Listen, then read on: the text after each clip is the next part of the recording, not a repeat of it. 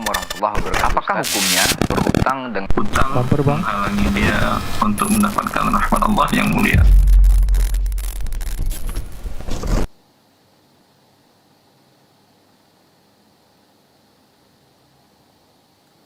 Bang. Baik, bismillahirrahmanirrahim. Assalamualaikum warahmatullahi wabarakatuh. Alhamdulillahirabbil alamin, hamdan katsiran thayyiban mubarakan fih kama yuhibbu rabbuna wa yarda ma ba'd. Para pemirsa Hasil TV dimanapun antum dan antuna berada, alhamdulillah bersyukur kita kepada Allah Subhanahu wa taala. Di kesempatan pagi hari ini kita kembali dimudahkan untuk sama-sama berjumpa di live interaktif muamalah kontemporer bersama guru kita Ustaz Dr. Herwan Tirmizi MA Hafizahullah taala. Salawat dan salam kita kepada Rasulullah sallallahu alaihi wasallam. Begitu juga tersambung hendaknya salawat dan salam kita kepada seluruh keluarga, sahabat-sahabatnya, dan tentunya kepada orang-orang berpegang teguh kepada sunnah-sunnahnya hingga hari kiamat kelak. Baik, pemirsa Hasil TV dimanapun antum dan antuna berada, seperti biasa sebelum kita jawab persoalan antum, kita akan sapa dulu guru kita yang sudah bersama kita untuk hari ini. Assalamualaikum warahmatullahi wabarakatuh, Ustaz. Waalaikumsalam warahmatullahi Masya Allah, wabarakatuh. bagaimana kabarnya Ustaz? Alhamdulillah. Alhamdulillah bikhair Ustaz ya. Semoga Ustaz dan keluarga senantiasa dijaga Allah Tabaraka wa Ta'ala. Begitu juga seluruh kaum muslimin, kaum muslimat dimanapun antum dan antuna berada. Baik, kita akan langsung izin kepada Ustaz untuk membacakan pertanyaan pertama. Seperti biasa antum bersoal jawab melalui telepon langsung, bukan di telepon WhatsApp, di 0811755606 dengan memastikan sinyal yang bagus dan fokus ke pesawat telepon saat melakukan sambungan telepon. Begitu juga di layanan WhatsApp yang sama, dengan nomor yang sama bisa mengirimkan chat ataupun pesan singkat dengan langsung ke poin pertanyaan, menyebutkan nama dan juga domisili. Baik, kita bacakan pertanyaan pertama yang sudah masuk di layanan WhatsApp kita. Izin Ustaz. Assalamualaikum warahmatullahi wabarakatuh Ustaz. Ustaz, apakah boleh anak kami di kelas 8 atau kelas 2 SMP diikutkan ujian pra kelulusan untuk kelas 9 atau kelas 3 di suatu sekolah sunnah menggantikan kakak kelasnya yang absen pada saat tanggal ujian tersebut. Dengan imbalan anak kami dikasih uang sebesar Rp150.000 dari pihak pelaksana dan juga sekolah. Pelaksana ujian tidak mengetahui bahwa itu adalah anak kami Ustadz. Apakah ini dibolehkan Ustadz? Syukron Ustadz. Alhamdulillahirabbil alamin. Wassalatu wassalamu ala nabiyyina Muhammadin wa alihi wa sahbihi ajma'in wa ba'd. Ini termasuk bagian dari ghish, menipu, dan Nabi sallallahu alaihi wasallam mengatakan, "Man ghasyana falaysa minna." Orang yang menipu kami tidak termasuk dari golongan kami. Sehingga banyak para ulama yang memasukkan dosa menipu ini dalam dosa besar, jajaran dosa besar. Hendaklah bertaubat kepada Allah Jalla fi'ula dan jangan lakukan itu. Nah, baik, barakallahu fiik, jazakallahu khairan untuk jawabannya. Semoga Ustadz dan antum yang menjawab, antum yang mengirimkan pertanyaan ini bisa paham dari jawaban yang telah disampaikan oleh guru kita tadi. Dan untuk kita yang mendengar ataupun menyimak di kesempatan hari ini adalah ilmu untuk kita bersama untuk lebih berhati-hati dan memperhatikan hal-hal yang seperti ini sesuai dengan koridor syariat agama kita. Kita akan lanjut ke pertanyaan berikutnya sembari kita menunggu telepon antum di nomor yang sama 0811755606. Baik, pertanyaan berikutnya. Assalamualaikum warahmatullahi wabarakatuh Ustaz. Saya seorang pedagang. Apa boleh Ustaz nulis bon lebih dari harga yang sudah disepakati? Bolehkah? Apakah ini atas permintaan konsumen? Ini adalah permintaan konsumen Ustaz. Syukron Ustaz. Ya. Al-ikhbar bi khilafil waqi' dinamakan dengan berbohong. Itu memberitahukan sesuatu berbeda dengan kenyataannya. Ya, seperti tadi transaksi sekian kemudian dituliskan berlebih. Ini tidak sesuai dengan kenyataannya dan dinamakan dengan kadzib atau bohong, dan dosa bohong, dosa yang masuk dosa besar. Dan Nabi mengatakan iyyakum wal kadzib, hindarilah berbohong, fa innal kadhiba yahdi ilal fujur. Sesungguhnya berbohong itu mengantarkan pada kedurhakaan. Wa innal fujura yahdi ilan nar. Dan kedurhakaan itu mengantarkan seseorang ke dalam neraka. wala yazalur rajulu yakdzibu hatta yuktaba indallahi kadzdzaba. Dan seseorang itu selalu dia berdusta sampai dicatatkan di sisi Allah dia sebagai pendusta, walaupun dia berkata benar, orang mengatakan bahwa dia berdusta. Wabillahi taufiq. Nah, barakallahu fiik, jazakallahu khairan untuk jawaban dan nasihatnya kepada saudara kita yang bertanya mengenai seorang pedagang ya yang menulis bon berlebih atas permintaan konsumen dari harga yang sebenarnya atau yang sudah tertera atau disepakati. Baik, kita akan lanjut ke pertanyaan berikutnya. Sembari kita menunggu telepon antum yang ingin bergabung langsung, bertanya langsung kepada guru kita untuk pagi hari ini di 081175500606. Silahkan yang ingin bergabung dengan memastikan sinyal yang baik dan fokus ke pesawat teleponnya saat melakukan sambungan telepon.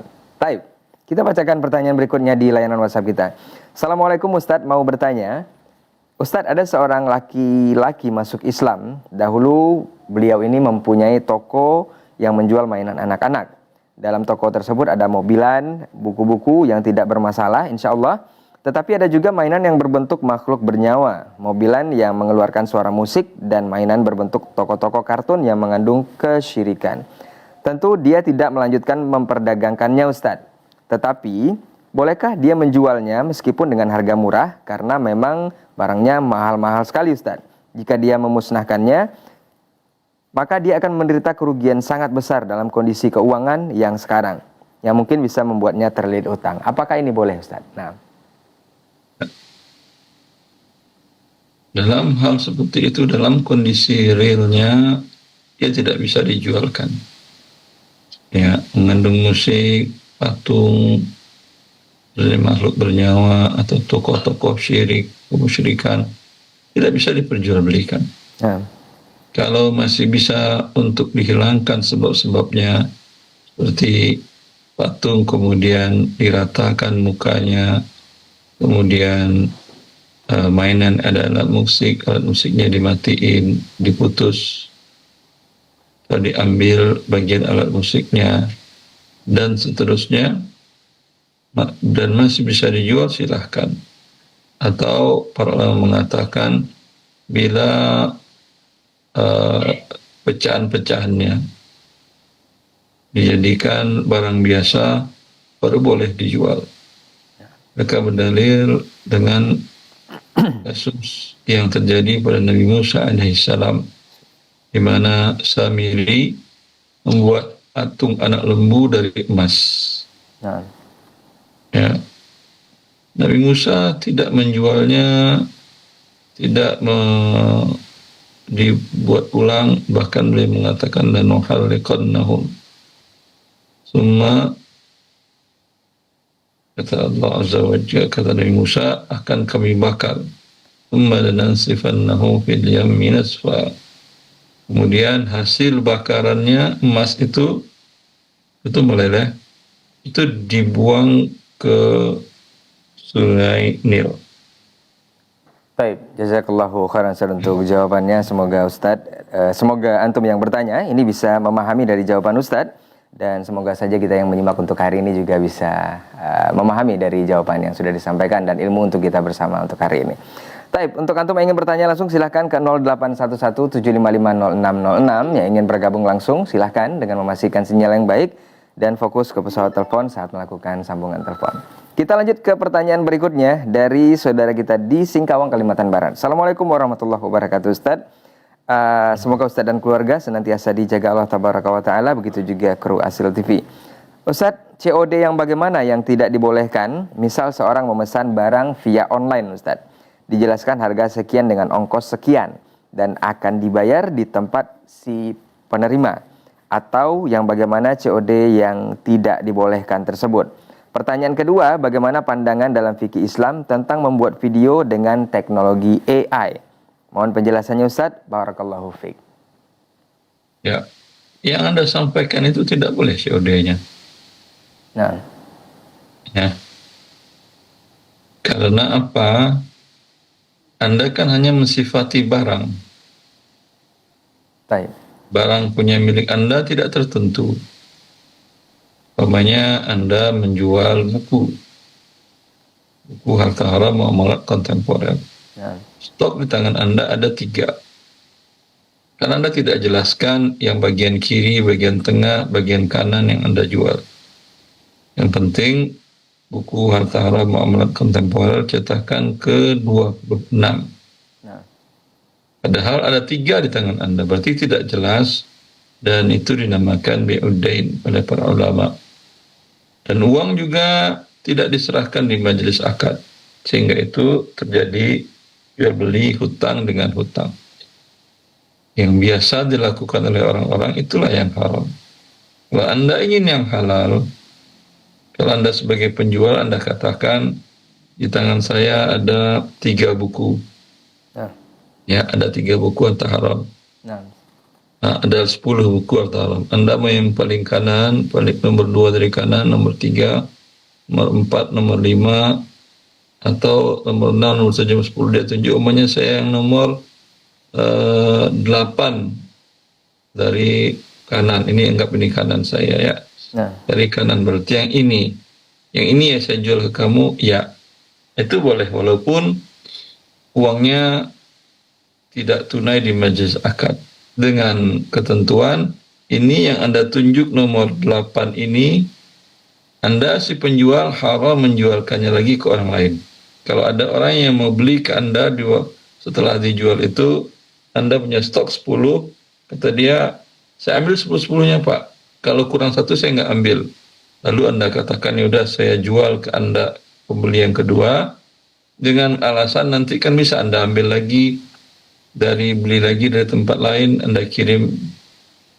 Ya, nah, jika haram Anda jualkan itu karena sudah Anda jual kepada pembeli pertama yang dengan COD tadi. Itu konsekuensinya. baik. Itu yang haram. Itu yang halal. Anda tunjuk salah satu barang. Nah, baik. Untuk poin kedua tadi, Ustaz, Apa poin keduanya? pandangan fikih, Ustaz, untuk buat video dengan teknologi AI, Ustaz. Majma' al-Fiqh al-Islami ad-Dawli, lembaga fikih Islam internasional, telah mengeluarkan tentang hukum penggunaan AI. Hukum asalnya boleh, karena itu hanya wasilah. Tetapi kalau wasilah untuk mencuri hak paten orang lain, ya seperti umpamanya dia buatkan KW-nya, maka hukumnya haram. Dia buatkan buku KW-nya, ya, Nah, atau syekhnya dibuatkan ceramah syekh, padahal syekh tidak pernah mengatakan tentang hal itu membohong atas nama orang, hukumnya haram. Jadi bila Anda buat produk sendiri, ya, atau dibuatkannya untuk sebagai karya ilmiah milik dia, padahal yang bekerja AI, itu hukumnya haram, menipu. Tapi kalau dia buat khusus dia sendiri, tidak ada contoh sebelumnya, silahkan. baik. Billahi taufik. Nah, taib. Jazakallahu khairan Ustaz untuk jawabannya, dan semoga yang bertanya di Singkawang Barat, Kalimantan Barat bisa memahami dari jawaban Ustaz. Kita coba terima telepon di 0811755606 untuk yang bergabung untuk hari ini. Assalamualaikum. Halo, assalamualaikum. Wabarakatuh. Iya, dengan siapa di mana Bapak? Saya dengan Novi, Pak, dari Kabupaten Lembang. Iya, silakan Pak Nafi di Kabupaten Lembang. Pertanyaan kepada Ustaz. Assalamualaikum, Ustaz. Assalamualaikum warahmatullahi wabarakatuh, Pak. Ustaz, saya mau tanya. Saya beli emas di Bank BSI Syariah dengan cicilan 2 tahun. Dengan harga pada saat pembelian oleh bank pada saat itu, dengan harga 18.090.000. Kemudian situ sudah kelihatannya pengembangannya atau marginnya itu sekitar 1.704.608. Total semuanya 18.890.108 rupiah.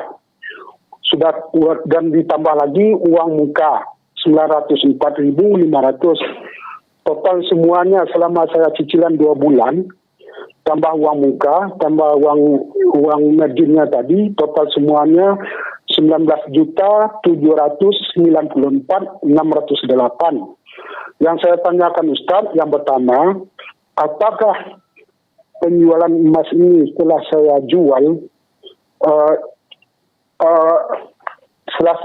hasilnya lebih dari yang saya cicil pada saat di bank tersebut, apakah boleh saya menikmatinya hasil jual tersebut? Kedua, apakah boleh saya bayar zakat mal ini dibayarkan ke panitia pembangunan masjid? Yang ketiga, cara penghitungan zakat mal ini, apakah dari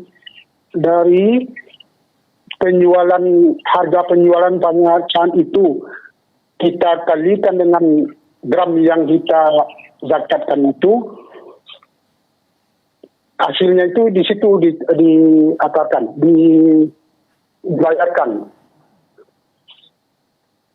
Nah, Ustaz. nah, Ustaz.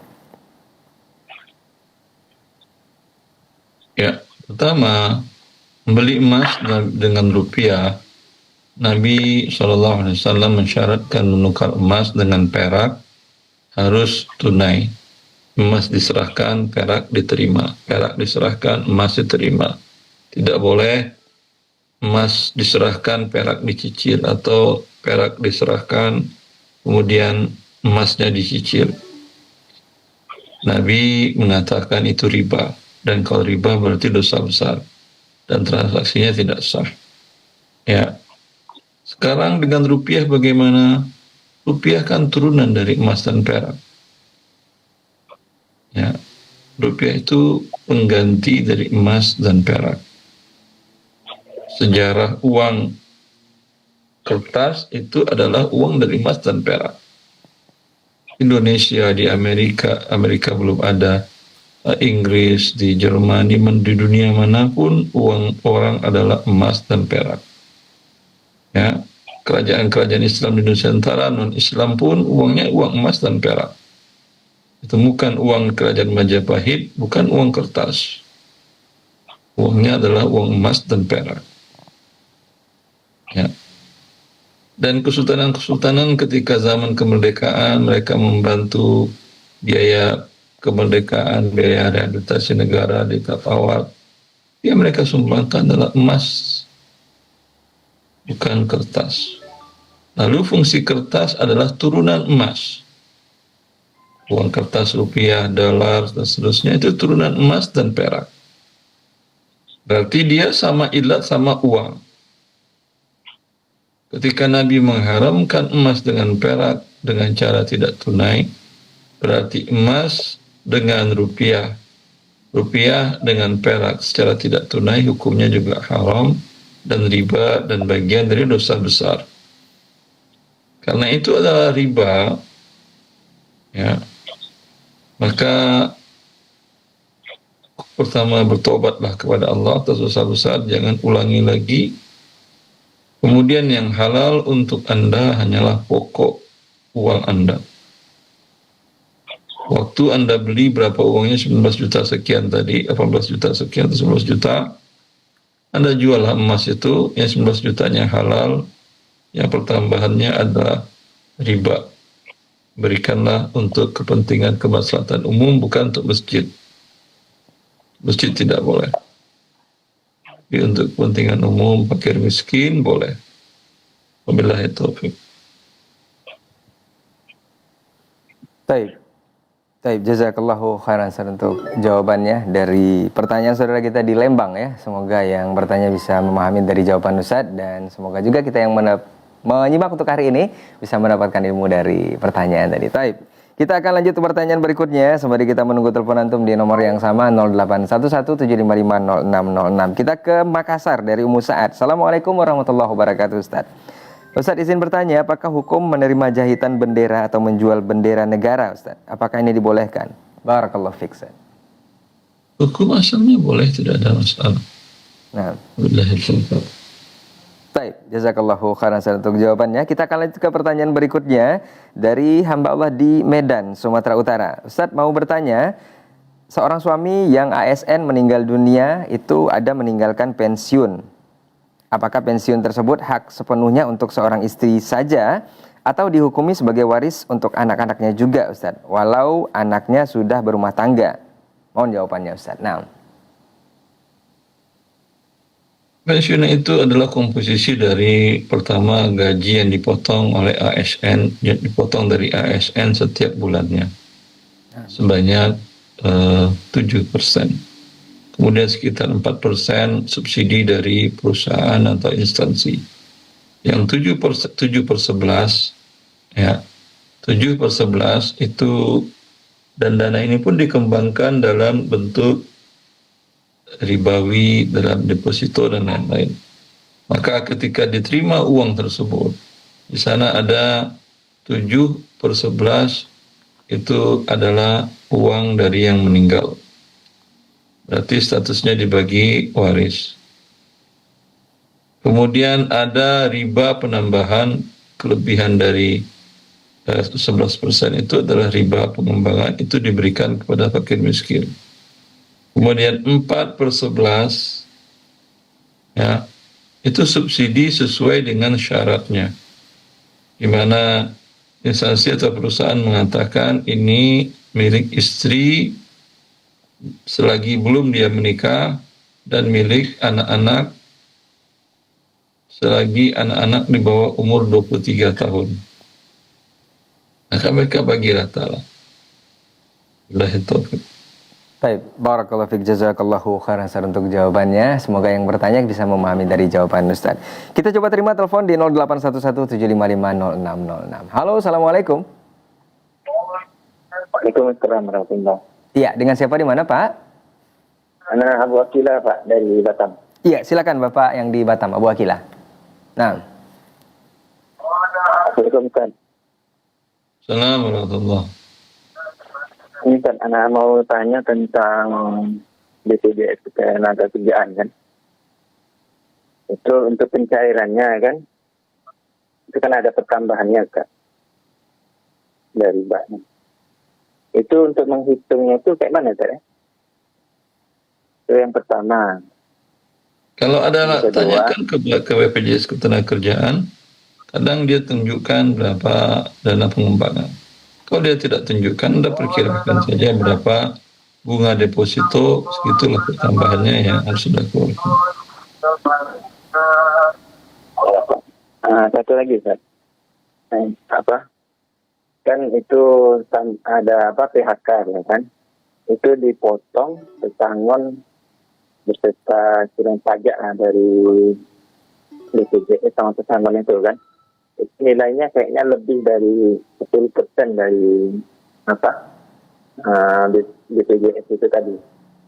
Itu apakah bisa kita niatkan untuk sebagai pengeluarannya itu kita nggak keluarkan lagi, udah terpotong pajak oleh pemerintah, begitu Pak. Yang dipotong pajak kan bukan bunga ribanya.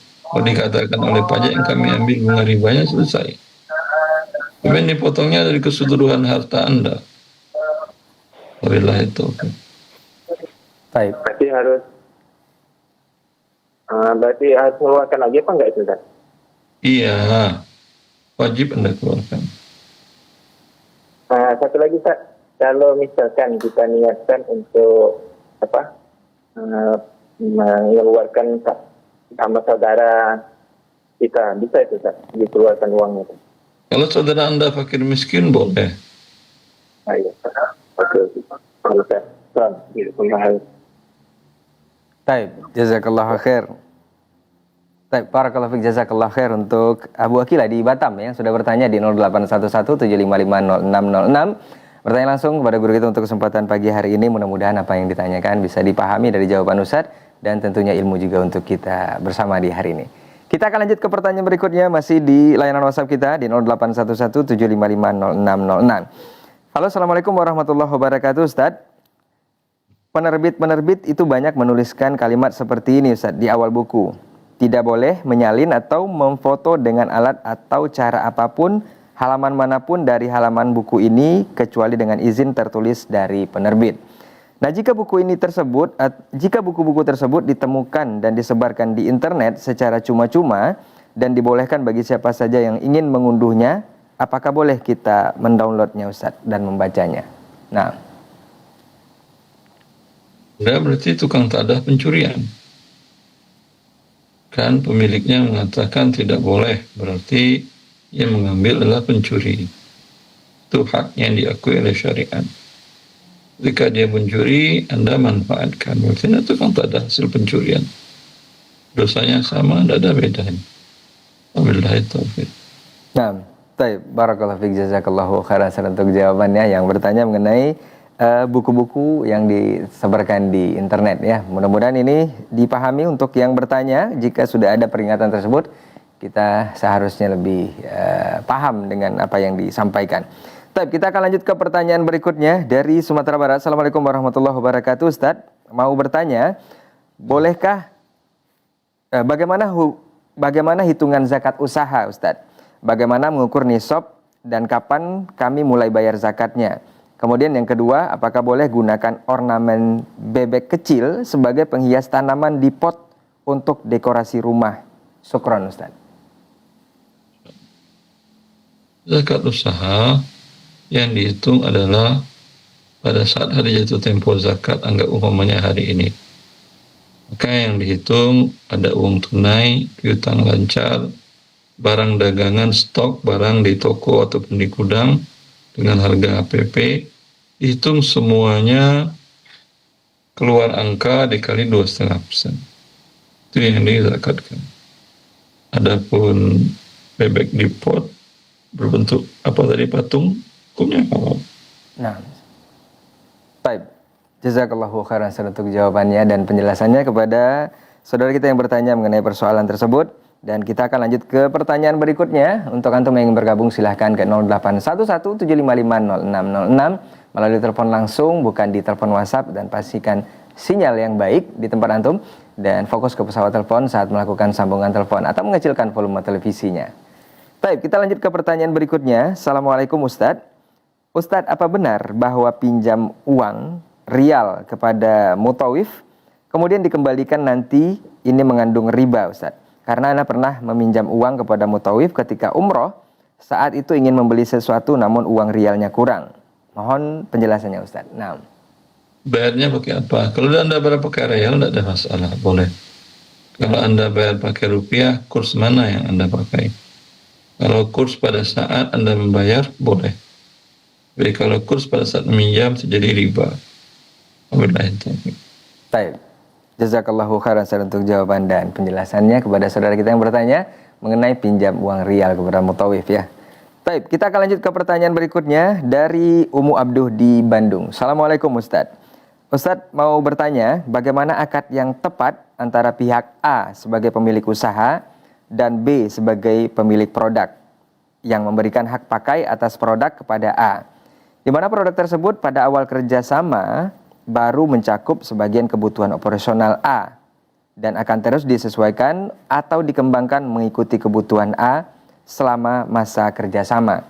Sementara kepemilikan produk tetap berada pada B dengan imbalan kepada B berupa persentase dan pendapatan usaha A.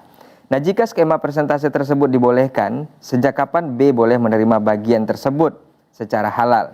Mengingat usaha A telah berjalan selama kerjasama dimulai. Sebelum kerjasama dimulai maksudnya Ustaz. Apakah persentase tersebut merupakan ujroh atau imbalan atas hak pakai produk bagi hasil dari suatu akad syirkah atau harus menggunakan bentuk akad yang lain Ustaz? Nah, Ulangi pertanyaannya. nah Ustaz, bagaimana akad yang tepat antara A sebagai pemilik usaha dan B sebagai pemilik produk? Apa maksudnya pemilik usaha, pemilik produk? A ini pihak A itu sebagai pemilik usaha, Ustaz, dan pihak B sebagai pemilik produk yang memberikan. Apa bedanya pemilik usaha dan pemilik produk? Nah, Ustaz. Tapi dituliskan di sini seperti. Skip aja kalau tidak ada jawaban. Nah, Ustaz. Baik, kita akan lanjut ke pertanyaan berikutnya. Kita sarankan juga untuk Umu Abdu di Bandung ya. Untuk pertanyaannya bisa langsung menelpon di 0811755606. Karena memang tertulis seperti ini. Kita akan lanjut ke pertanyaan berikutnya. Assalamualaikum warahmatullahi wabarakatuh Ustadz. Ana tinggal di salah satu negara Skandinavia dan di sini fitnah riba atau lebih tepatnya penyakit riba Ustadz telah menyebar di kalangan umat Islam.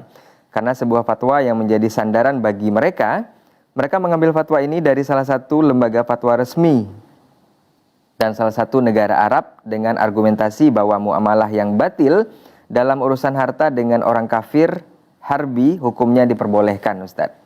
Mereka menyandarkan pendapat ini kepada Abu Hanifah. Apakah ini benar Ustadz? Syukron. Nah, Anda kalau kafir harbi ngapain Anda di situ? Tentu diperangin Anda. Ya. Nah, Ustadz. Kafir harbi itu sedang perang, kondisi sedang perang. Seperti umpamanya antara Palestina dengan Israel sedang perang. Anda sekarang di sana tenang-tenang nggak ada diperangin mereka, lalu nggak mengatakan mereka kafir harbi. Nah, kalau kafir harbi tentu Anda udah mati di situ. Satu. Kedua, perkataan Abu Hanifah ini pendapatnya lemah. Kenapa Anda berpegang kepada pendapat yang lemah? Ya. Nah. Baik, jazakallahu khairan. Karena Allah memutlakkan mengharamkan. Tidak Allah rincikan antara kafir harbi, kafir zimmi dengan muslim, tidak. Wa halallahu al-bai'a wa harrama al-riba. Allah telah mengharamkan riba. Dengan siapa Anda transaksi riba? Dengan siapapun, dengan orang tua Anda, dengan anak Anda, dengan musuh Anda, Allah haramkan. Nah. Wabillahi taufiq. Baik.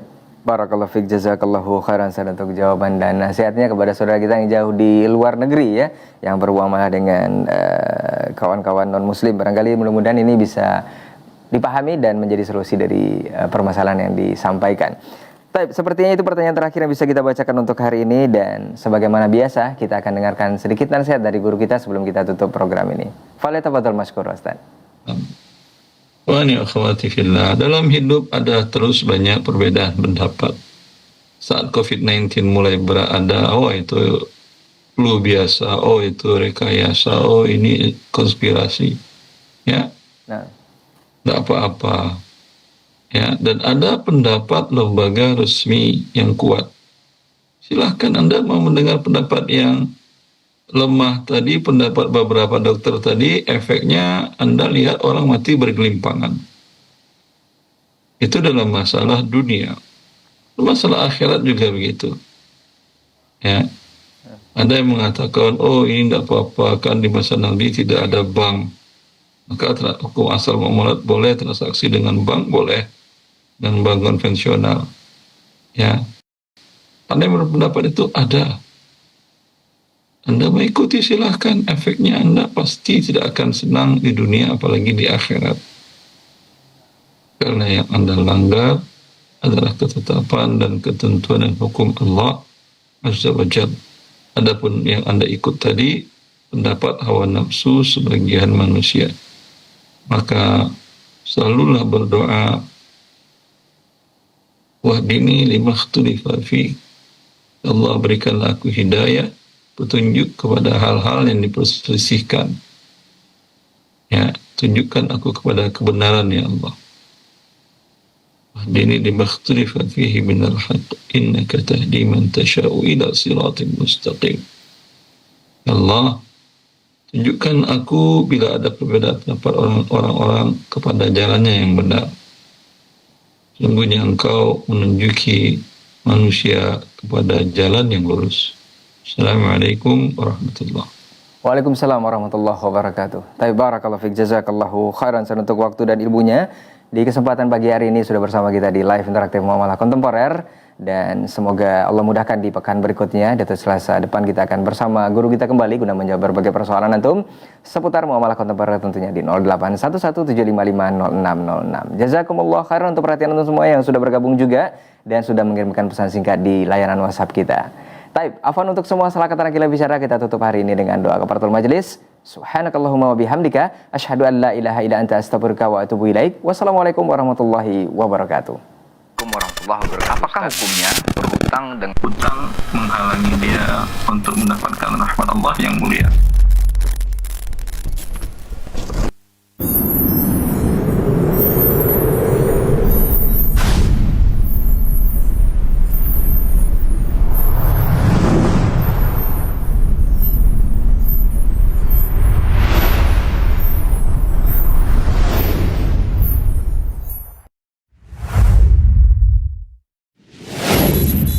Assalamualaikum warahmatullahi wabarakatuh. Saudara-saudariku, para pemirsa Sil TV dimanapun Anda berada, himani wa rahimakumullah. Semoga antum selalu berada dalam lindungan Allah Tabaraka wa Ta'ala. Dan semoga kesehatan, keberkahan, rahmat dan nikmat Allah Tabaraka wa Ta'ala selalu meliputi Anda semuanya. Masyarul muslimin, masyarul muslimat, dakwah merupakan sebuah tugas bersama.